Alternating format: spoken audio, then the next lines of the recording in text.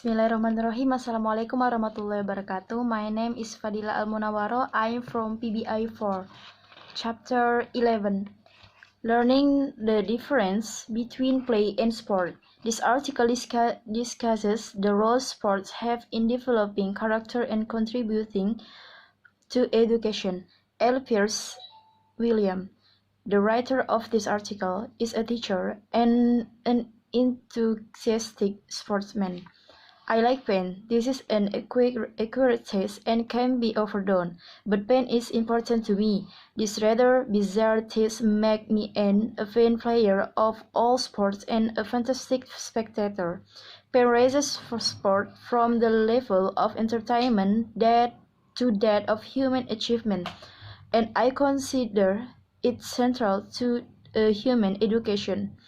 I became conscious of the difference between play and sport when I helped organize and shepherd football team at the age of 12.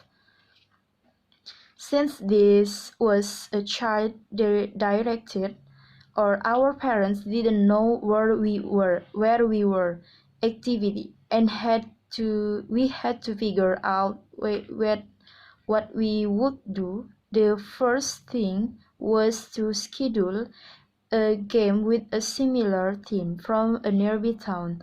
It never occurred to practice or prepare for the game except to do what we had done for years: run around, pass the football, and yell. The result was catastrophic. Our opponents were prepared.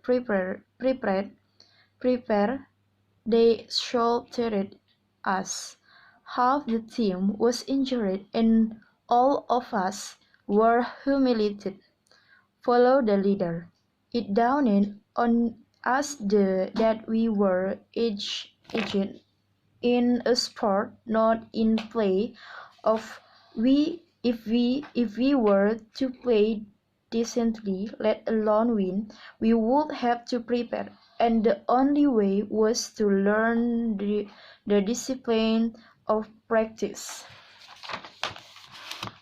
Looking back, I realized that at that moment we underwent a profound experience.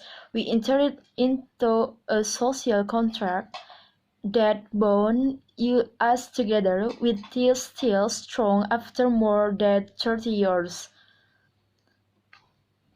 Our quarterback imposed his rule on us. We was never elected captain or coach, but simply assumed these offices.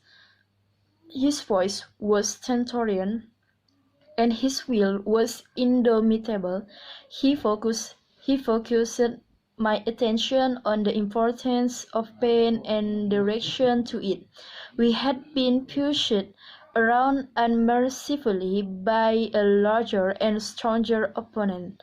On our 5-yard line, he told the team he would take the ball and every play until we lost it, and from the look in his eye, we all knew we had better not lose it. He was not large, and it seemed folly to plunge into the center of the line, especially since he had no pads or helmet to protect him. The first rush caught the other team by surprise, and he went for 10 yards. On the second plunge, they stiffened, but we still moved. For 16 yards, we inched forward.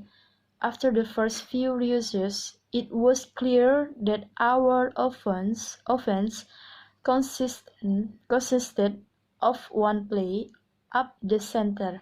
By the time we had penetrated to their 30-yard line, our quarterback was covered with dust and blood, but still giving the same command: "Snap the ball to me on 3." A surprising that happened. The opposition collapsed. We moved 5, then 10, then 5 15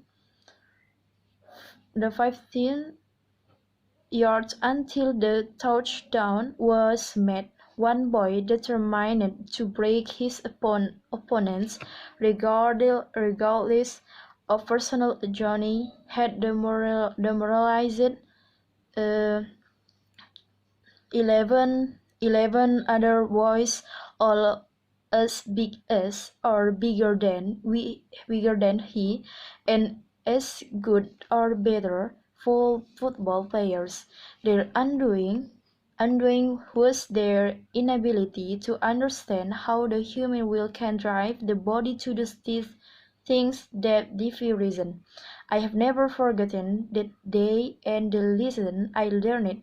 Like my teammates, and I had a healthy fear of pain, but I realized that this fear could be overcome, and that the man who could overcome it had a distinct advantage.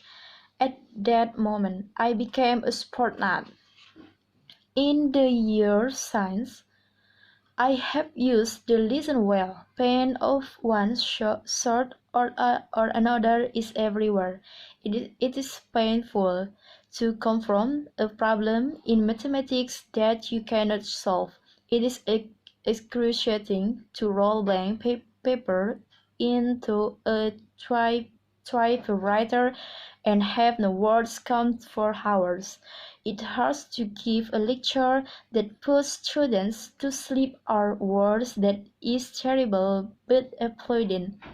These are mental journeys, but they are no less real than the physical, and I am convinced that learning to live with and transcend physical pain can give one the strength to conquer the mental fatigue. Onward and upward. And so I have continued to punish myself even at the slow pace I run. It hurts. My past patterns is touch football are becoming fuzzy and less clean. The wings get heavier to lift, even when they add up to the same total. I don't bounce quite so lightly anymore, and a judo throw, it is still worth it, for my will remains firm. Thought I must lower my physical siege, and more I have become a mindful spectator. For that I think I see in sports is the process by which young people become mature men and women. I realized that modern psychology was claiming that sports do not build character. It is true that sports might not improve a person. Just a college education is often wasted. I chose to teach because I think that a human education can or must create better people, and I firmly believe that sports are a fundamental part of that education, to know of what one is capable, both mentally and physically. Is to know the scope of one's freedom, and that is what education is all about. Okay, thank you. Wassalamualaikum warahmatullahi wabarakatuh.